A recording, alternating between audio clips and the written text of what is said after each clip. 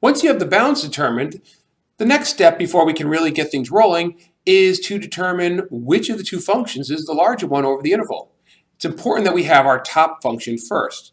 And in order to get our top function, in order to get our greater function, we need to basically pick a test value from in between A and B, and we're going to plug that into both the f function and the g function.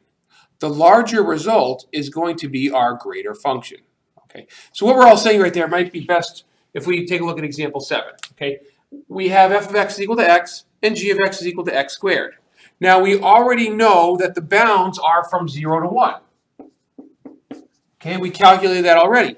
So next up, we're trying to figure out which of these two functions should be the first function in our integrand.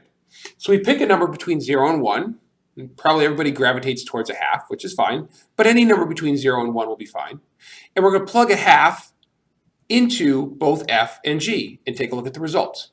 So if we plug in a half for f, we get 1/2. When we plug a half into g, we get 1/2 being squared, which we know is 1/2 times 1/2, or 1/4. So now we're comparing 1/2 and 1/4.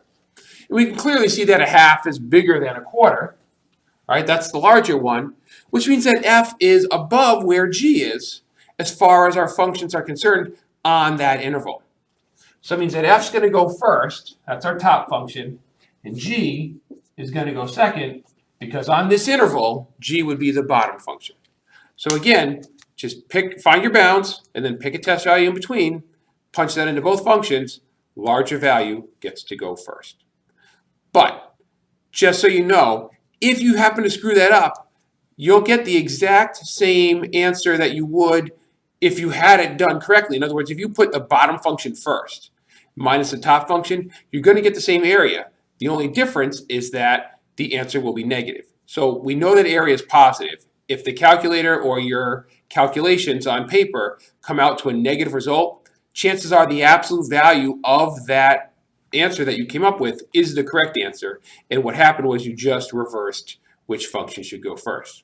So change the order of your functions, recalculate everything, and you should have the correct answer.